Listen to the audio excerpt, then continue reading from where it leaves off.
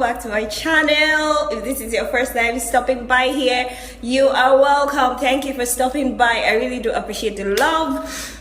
And if you haven't already subscribed, please feel free to click on the subscription bar below to join the family. Like, I really appreciate that, guys. You know, if you guys don't support me, then I won't have any motivation to always want to, you know, post videos here. So thank you guys for stopping by. And today, as you can see, I'm looking all green and white. So today is another story time. It's about to get more personal. It's about to get deep. Anyway, so for those of you who don't know what NYSC is basically National Youth Service Corps.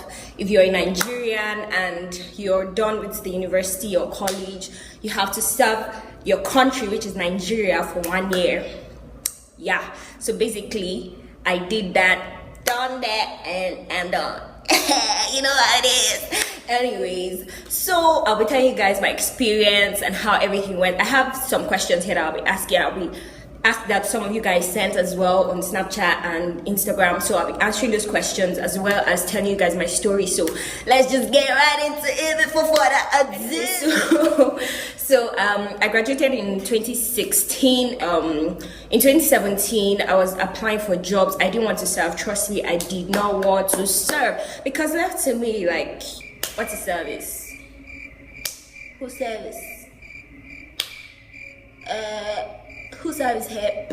You know what I'm saying? I used to think that way. Anyways, I'll get back to that, because I actually enjoyed it partially. So I didn't want to serve. I was always giving excuses. Like, my mates had gone to serve and I was still at home. I was just doing some little jobs for my dad here and there, and I was getting some little change. I was just like, when it's time for me to work, I'll work. I want to serve, blah blah blah blah blah. I registered to go and serve. I really wanted to serve in Abuja or Lagos or Port Harcourt, or just somewhere close home where it would be easy for me to just go home where I wanted to go. I didn't want to serve where my family was, so I applied. I did not get Abuja, I didn't get Lagos, I got Port Harcourt, I got Rivers, sorry, not Port Harcourt. I got Nasarawa, I got Kaduna, and I got Ekiti. Ekiti was my last option. No, when you're picking stuff, you expect them, if they don't give you a first choice, they give you a second choice, or they give you a third choice.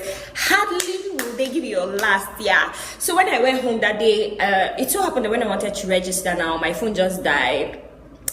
My village people were shouting my name, Princess, Princess. So my phone died, so I couldn't ask anybody. I just picked the phone that I thought was cool, you know, let's do this. They ain't gonna give me Ekiti though, let's just go with the flow. Anyway, so I came home and my folks were like, of all places, why did you pick those places? Blah blah blah blah blah. They will give you a last. I was like, God for please. I was busy kabashing, like it will not work, it will not happen, blah blah blah. So went on and on. And then I'd come to Abuja for 2 weeks after I registered to come chill. Our posting letters were supposed to come out on Thursday. I went back home on Wednesday.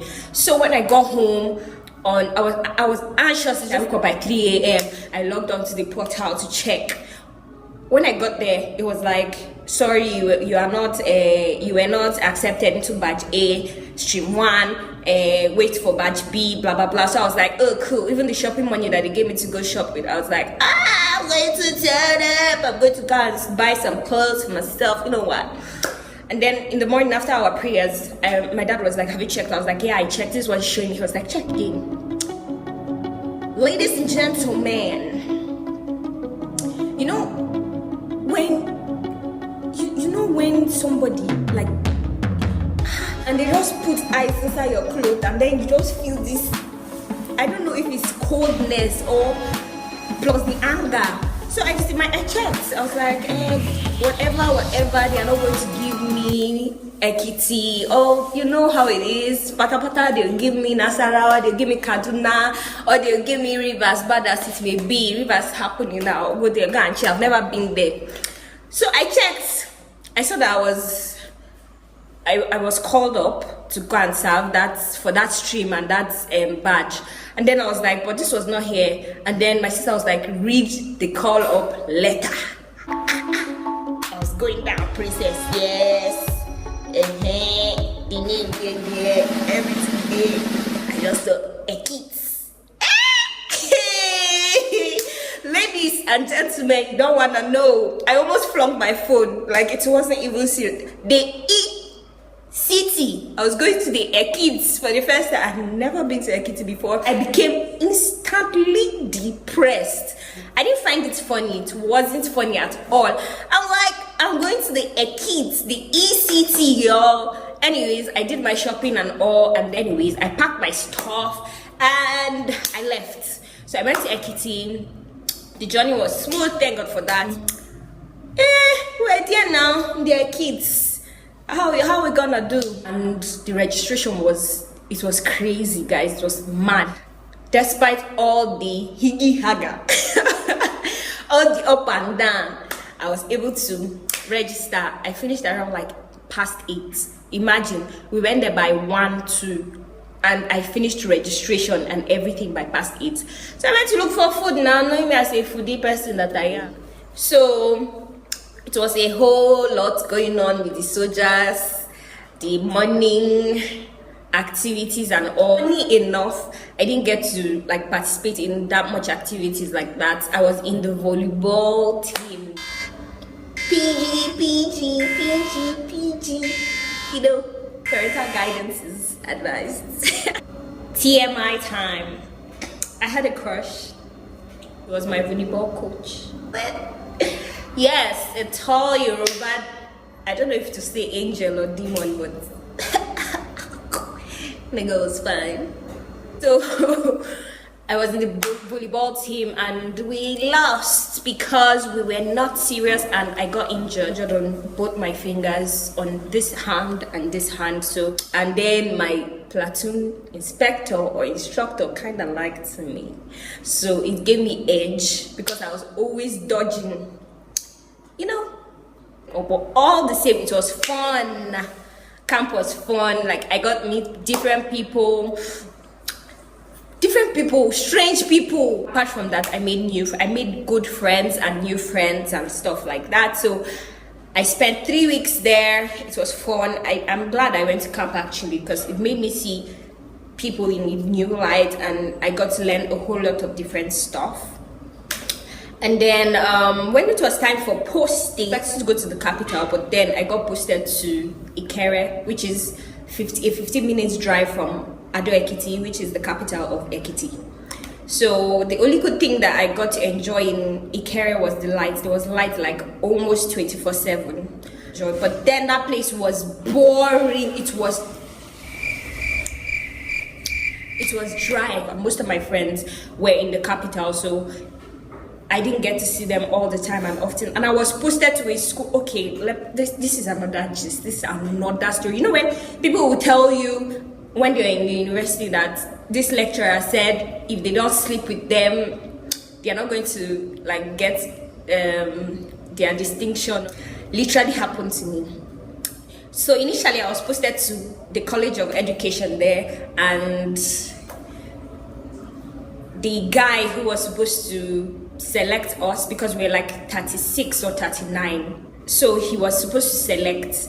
And that College of Education, they have a guest house where that the college manages, so for their staffs and other people who maybe they invite or stuff like that. So I went there the first day, which was on Tuesday, and then they asked us to hand in our call-up letter.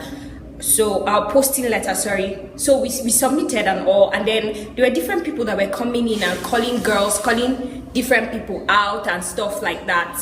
So I didn't get noticed because typical me, I like to be lost in the crowd. I don't like to be noticed. I'm just that chick, that girl over there.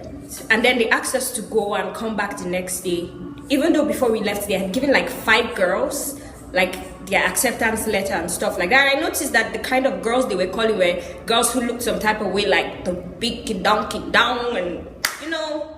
So me, I was like, princess, you're just thin girl, you don't have anything. So I left that day, and then I came back the next day to get my rejection letter. And then from the gates, the guy, one of the guys that I met is the guy who is supposed to accept. And he saw me and he was like, hi, what's your name? I was like, good afternoon, sir. my name is Princess. He was like, were you here yesterday? I was like, yes, I was here. He was like, why didn't I see you? I was like, no. He was like, come to my office now. And he drove and then he left me. So when I went, I was like, please, I'm looking for Mr. So and so. I want to see him. Say I should come and see him. So they were like, that's his office. Funny enough, one of his names is Prince. I know. Anyway, so I was like, oh, I'm looking for Mr. Prince. So they're like, that's his office over there. I went in and then I sat and it was like, he asked me, what did you study? Where did you study? What does your father do? And I'm just like, what does my father do have to do with this right now? And then he went on and on asking different questions and stuff like that. And then he was like, those of you that are here today are here to collect your rejection letter. So do you want to work here or do you want to go? So I was like, I was really looking forward to working here because you guys pay, like basically you guys are almost the only organization in Ikera here that pays. So I was really looking forward to working here so I can at least add some more cash to what the government's already paying.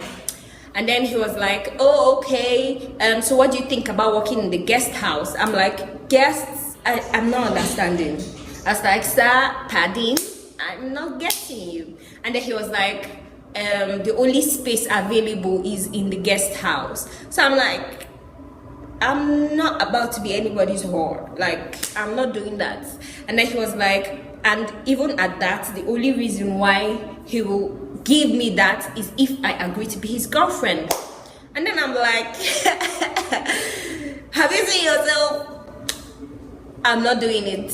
And then he was like, why? I look like wife material. He wants to marry me. He asked me my blood group, my blood type, my genotype. Nigga, when it was deep, it was really deep. And then he now told me, oh, he was in a serious relationship. He just broke up with the woman because of their genotype, that they can't get married, so he needs to move on. And he sees me as so he can spend the rest of his life. I'm just like, you've just known me for 15 minutes something. Like, you don't do that. Nigga was just talking about love and gave me his phone to read his text with his ex.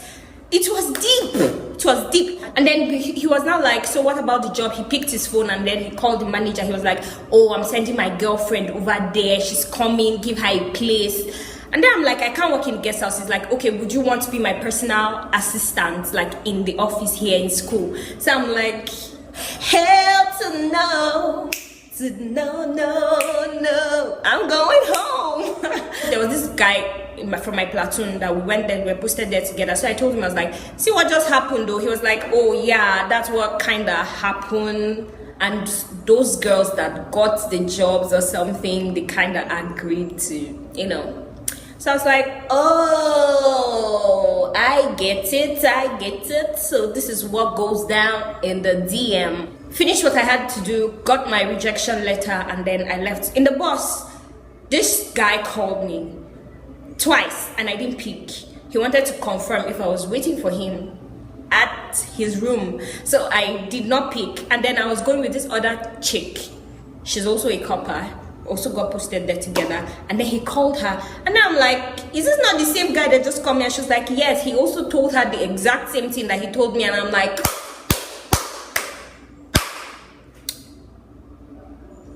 this man. So that was like one of the experiences that just turned me off about the whole place. But otherwise, like, I did not really mind because I felt like it was going to be a quiet time, and as my dad will say, a time for you to just focus on yourself and on your life and just try to like build yourself for the next stage of life and stuff. Apart from the fact that I did not like teaching and I was posted to a school to teach, secondary school, like, who is going to take this one serious, honestly, with my voice like this?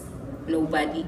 So those were the options and those were the reasons why I decided to consider redeployment. I got redeployed to Abuja and everything just went smoothly. I made amazing friends. T, Hallie, Z, like all of you guys, you know yourself. Shout out to you guys wherever you are. Hope you're watching this video. The best, she never give me stress. She's worth a checkmate and I ain't even into chess. What's something I know, cause I said I'm leaving in the set.